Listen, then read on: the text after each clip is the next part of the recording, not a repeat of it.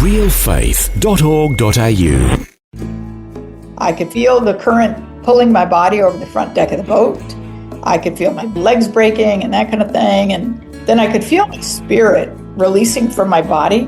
And eventually my body released from the boat, and I released from my body and rose up and out of the river. And I was immediately greeted by a group of, people, spirits, beings, whatever you want to call them. Welcome to Real Faith. Conversations about the impact faith has on our lives and the challenges we go through, helping us today and giving us hope for tomorrow.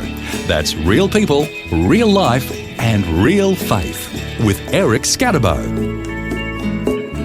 Well, in 1999, orthopedic spine surgeon Dr. Mary Neal had a near-death experience while kayaking in southern Chile. She was with a group of friends when her kayak was pinned at the bottom of a waterfall. For the next 20-plus minutes, she was trapped underwater. Her story has been featured in a Netflix series and in a documentary called After Death. Dr. Neal says her near-death experience has completely changed her outlook on life. We'll find out how as she shares her story with us today. Dr. Mary Neal, welcome to the program. Thank you, Eric. Glad to have you with us. And where are you joining us from today? From the U.S. Okay. I'd like to be in Australia. It'd be fun. Yeah, it would be great to have you down here. And so before we get to the actual near-death experience, let's find out a little bit about your background before that. Growing up, did you have any faith background? Well, I did. And I will tell you, I actually think that's one of the beautiful parts of my experiences, is I think that I was very typical, and I can't speak to the typical Australian, but I will tell you that I was a very, very typical American kid of the 1950s. Mm-hmm. I grew up in the Midwest of America, which is sort of kind of the heartland, kind of the salt of the earth sort of place. And I did go to Sunday school, and I went to youth group and all that stuff. But in the U.S. in that time frame, at least, it was sort of the situation. You go to church on Sunday, and then on Monday, you go back to real life. Mm-hmm. Yeah, I can relate. I grew up in the same part of the United States as well, in that kind of background. Yeah, I mean, no one ever expects you or thinks about or talks about, well, what does that mean? Like, how do you incorporate that into your life? Mm-hmm. I mean, yes, the moral part of it, of course, being honest, ethical. Be a good person. But beyond that, I never remember a single person ever talking about how does it actually impact your daily life, mm-hmm. how you think, how you interact with the world. So anyway, that was me. And then I went off to college and medical school and became a surgeon. And, I'm a scientist. Yeah. I mean, at that time, I bought into the concept that science and faith can't coexist, mm-hmm. which I've since very clearly realized is a false dichotomy. But at the time, and even still, people have this idea that you can't be a scientist and be a person of faith. Mm-hmm. So I said, okay, well, I'm a scientist. And, like so many people, my parents were divorced, and it was this first challenge in my life that, my prayer wasn't answered the way I wanted it to. So it was easy for me to say, that's a childish thing. Mm-hmm. I'll just move on. So then I went to college and medical school and did my surgical training. And then I won't say that I moved on and totally away from any faith life. I mean, I did take my own children to church, and I did that, if nothing else, just to give them a moral foundation. Would you say you were more of a cultural Christian? Well, I wanted maybe I wanted to be more than that, but I mean, I was the director of spine surgery at a big university. I was married. I had 4 little kids. I think if I'm going to be honest, I just sort of thought faith was one more thing that, wanted a piece of my time, or one more thing on my to-do list that was never, I was never going to It doesn't sound like it was high on your list of priorities. No, I didn't have time. Mm-hmm. And I hear that from a lot of people. It's like, no, I don't have time to think about my faith. But you did have time to go kayaking. Of course. Absolutely. So take us to that kayaking incident. Oh, yes. So when my kids were old enough that we felt we could leave the country without them, my husband and I went down to South America to kayak with friends of ours who are professionals. They've done it for a number of years. They run trips to Chile every year. And my husband and I were avid kayakers. I mean, we're, good. And we had kayaked all around the United States. We'd kayaked internationally. So this wasn't a crazy kind of thing. Mm-hmm. And so we went down with these people who run trips. And then there were a few other clients.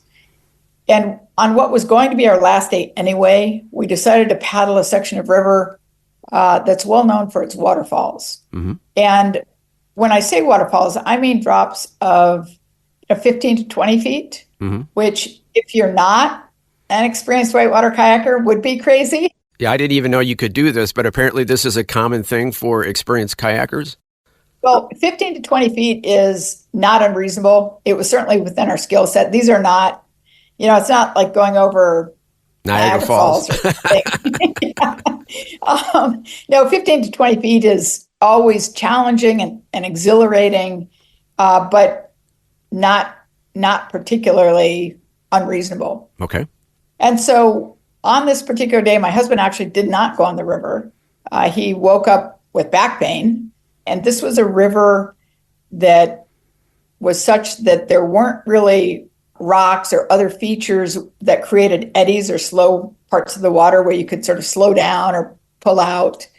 And the hillsides are very steep. With this section of the river, once you're on the river, you're going. Okay, the current is taking you. Yep. And so when we came to the first more significant drop, we were in the current. It was pretty high current, high flow. And one of the other clients sort of bobbled her way past, and her boat became stuck sideways in the entrance to this chute that we were going to go through. And it was sort of a little bit of a side chute, a little bit easier because it was still early in the day. Okay. And my only option then was to veer over and go over the main part of the waterfall, which I did. And when I hit the bottom, my boat became pinned or stuck in the underwater rocks and the features.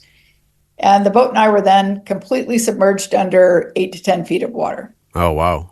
And I'm just wondering, is the water from the waterfall just kind of pounding you down? Well, 8 or 10 feet above me, yes. Mm-hmm. Oh, you're below all that in the water. Yeah. Okay. Below all that. Mm-hmm. Yep.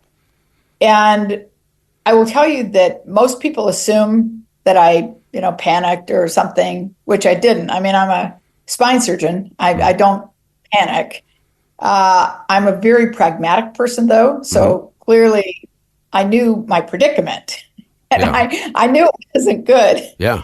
And so I also am very good with time. I mean, I could count off the minutes. I knew how long I was underwater. The weight of the water and the force of the current was such that I couldn't move, period. I couldn't pull my spray skirt off. I couldn't push myself out of the boat.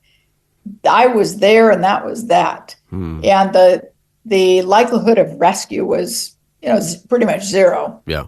And I don't really know how to explain this part because it's very easy to assume that I turned toward God because I had no other choices. I mean, granted, I didn't, but for me, and I don't know how to explain this, but it was a very, very active choice to turn toward God and say, God, your will be done, regardless of what that meant. It was giving up control, but it was a very active choice. I knew even in that dire circumstance, I still had a choice. We all have a choice every moment of our life to either turn toward God or turn away. And I turned toward God and I said, God, your will be done. And of course, it was the first time I ever meant it. I mean, not on my timetable, not the way I want it, but your will. Just an unconditional surrender. Absolutely. And I hate to even use that word surrender because it implies a passivity to it, but it was a very active choice of saying, yes, I want your will to be done. And it wasn't, oh, God, save me. that kind of thing. And the moment I asked that, I was immediately overcome with the most physical, tangible experience of being held and comforted and reassured that everything was fine. My husband would be fine, my kids would be fine, regardless of whether I lived or died. And I knew without any doubt that I was being held by Christ. And it was really an incredible revelation because, I told you, I was sort of an everybody. I was no religious zealot. I hadn't earned it. I hadn't deserved it. And it was a beautiful thing to realize that it's really true. We don't earn God's love. We don't deserve it. It's because we exist. That's why we are loved. And I went through a life review that had everything to do with grace and really nothing to do with all of the destructive emotions that we bring to things. When we looked at just the most wounding experiences of my life, I didn't re-experience those with any sense of anger, bitterness, remorse, guilt, any of those destructive emotions. Because what I realized is, where God's love is present, there isn't destructive emotion. It just doesn't exist. And it took me a long time of thinking about that because within these experiences, there were some very wounding experiences, but when I thought, even now, when I think about the people involved, I feel only some version of love, compassion, empathy, sympathy. And as I've thought about it over the years, I realize that it's really an experience that we all have, not infrequently. There are times where we have misjudged someone because we didn't understand their circumstances. We've been misunderstood and misjudged. And so it's actually an experience that we have. And I think that by realizing that, it's much easier to understand the idea that God's forgiveness is as far as the east is from the west, because we really are completely known. Like everything is laid bare. And with that knowledge comes this incredible grace. And so that was, something, I never thought about death. I, at that point in my life, had not known anyone who had died personally. I'd known it through my medical training, patients, that kind of thing. But I had not lost anyone. So I personally had never been forced to think about death, what it means, what I thought would happen. So as I was experiencing all this, I was just, part of my brain was thinking, oh, wow, this is an amazing hallucination. Oh, so you're a skeptic even at this point? Oh, absolutely. Okay. Oh, no, I kept thinking, okay, I must have an air pocket. And so I would do self-assessment exams thinking, okay, let me just go through. Am I conscious? And I knew I wasn't. I was more conscious than conscious. Okay, am I breathing? Because I sort of assumed I must have an air pocket or something. And so I would try to take a breath and I would feel only water. And I felt like like a manta ray or something. I'm a water person and I love marine animals. And I felt like that. I felt like I was a fish or something. But I could still feel the pressure and weight of the water. I could feel the plastic of the boat on my legs. And I would do these self-assessment exams every so often. And then I would just think, wow, I don't know what's happening, but this is amazing. Our guest today is orthopedic spine surgeon Dr. Mary Neal, who had a near-death experience that completely changed her outlook on life. We'll find out how as we hear more of her story when we return right here on Real Faith. The Word for Today is Australia's most widely read daily devotional, designed to give you practical teaching to keep you focused on your relationship with Jesus. Read it online or subscribe to the free printed edition at thewordfortoday.com.au. You're listening to Real Faith, conversations with real people about how God works in their lives. If you want to know more about integrating faith into your life, our website is realfaith.org.au. Just go to the website and you'll find helpful articles about the impact faith can have on your life. Once again, that's realfaith.org.au.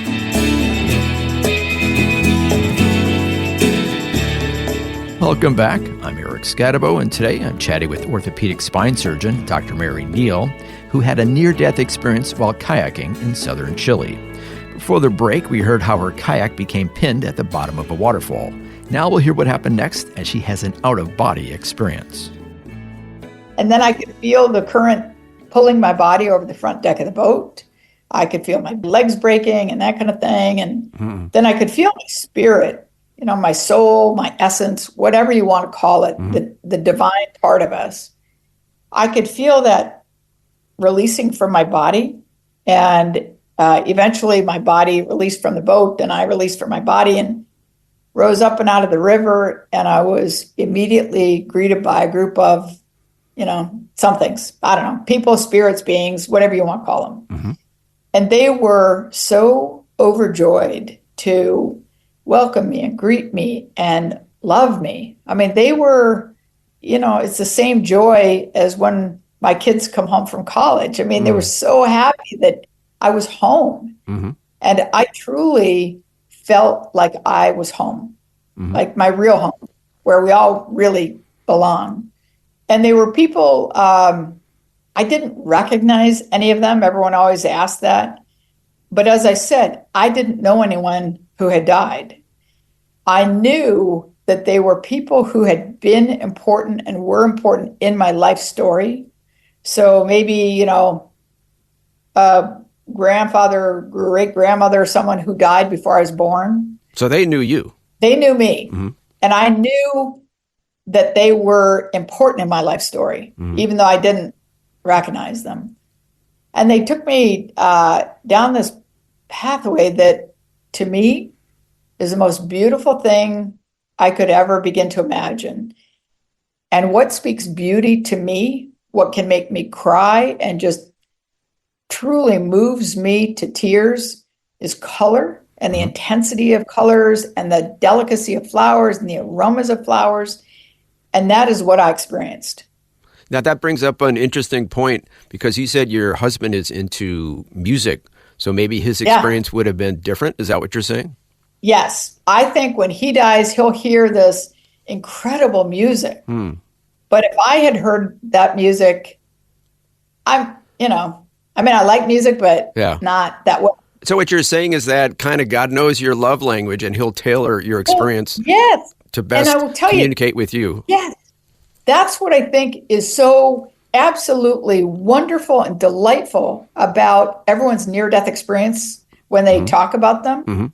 Because uniformly, we all talk about God, or, some people put a different word on it, but basically God and God's love. And that love is truly, truly the single most important thing. We all talk about that. And we all talk about incredible beauty. But then when you ask the details of the beauty, they're different. Oh, interesting. Which I think is awesome. Yeah. And I think the fact that the details of the beauty, for example, are different speaks not only to the truth of these experiences, but I think it's so awesome that it could make me cry. Because to think that the God of the universe knows us so well and loves us so dearly that when we die, we're given this experience that says, here, I'm talking to you. Yeah. I'm talking to you uniquely. This is what I know you're going to love. And I think that's pretty darn awesome. Yeah. Yeah. So, then, we went on, we got to the end of this pathway, and there was kind of this point of no return. And then these people, these spirits told me that it wasn't my time, that I had to go back. I had more work to do. And I think our core personality maybe doesn't change, because I'm an analytical, self-reliant kind of person. And even in that situation where one would imagine you're just sort of going, oh my gosh, okay, anything. Even in that situation, my response wasn't to say, oh, okay, whatever you say. My response was to say, no, I can stay. Jesus. You wanted to stay. Yeah, because I had this incredible feeling of being home. I love my life. I love my husband. I love my kids. I have no issues. Didn't have any issues then. I had everything to go back for. But in contrast to being home and being back in the presence of God's love, I mean, it's a hard gig coming to earth. You know, it's a grand adventure, but it's a hard deal. So the long and short of it was they tell you it's not your time. Yeah, and I objected. So then they gave me a whole laundry list of some of the work I still had to do. And I will tell you that there wasn't a single thing on that list that I thought was something that I was qualified to do, wanted to do, had time to do, et cetera, et cetera, et cetera. I mean, there's really not a single thing on the list that I would have said, oh, okay, great. And again, as I've thought about it over the years, it makes perfect sense, because the fact is none of us change or grow or learn when we stay in our comfort zones. Yeah. I mean, one of the beauties of facing challenges and setbacks and disappointments is it forces you to grow in different directions. I mean, none of us ever change when things are good. Yep. We only change. We want things to be good, but that doesn't help us to grow. Exactly. No, I mean, we can all look back at ourselves of, 10 years ago and see the ways in which we've changed. And we've changed in response to challenges. Yep. And we know we're going to change going into the future, but we don't have any way to know how. Unfortunately, we're running out of time, but correct me if I'm wrong. One of the things that you were told to do was what you're doing right now, share your experiences with others. Yes. And it's not something I would have chosen to do either, because I'm an absolute introvert. But I will tell you that my absolute passion in sharing my experiences, and one of the things that I think the movie After Death does quite well, is to provoke people into asking the question of themselves of what do I think happens when we die? Because I absolutely believe that how you think about death and what you think happens after death directly impacts how you experience life. And I think it's really important for people to not take my word for it or anyone else's word for it. I think it's really important to look at your own life and see God's presence and question it, doubt it. Because I know for a fact that God is present and working in every person's life, whether they recognize it or not, and whether they want it to be true or not. And I really, really want to try to challenge people to do the work of transformation, to do the work of saying, well, is that true? And I think that the movie After Death does a really good job of trying to leave that question mark with the viewer, so that hopefully they'll go home and actually, put out the effort and take the time to ask that question of themselves, look back at their own life, and keep going on that spiritual path. So ultimately, they seek after God. Ultimately. And they're going to meet their maker, as you've told us today. Yeah, absolutely. And people of faith, I find oftentimes kind of get into a rut. It's almost like, okay, yeah, I believe it. Okay, fine. But then we all know people who face challenges and their faith is shaken or their faith is lost because they never really did the work to answer that question for themselves. I think that doubts and challenging your beliefs is really important to get to the point where you claim a faith, you claim a trust, you claim a belief for yourself. And that, to me, is transformational. And I think that's really important. And how has your life changed after all this experience? How I experience life has radically changed in that my past is gone. So my past doesn't exist for me. Obviously, my past does influence me.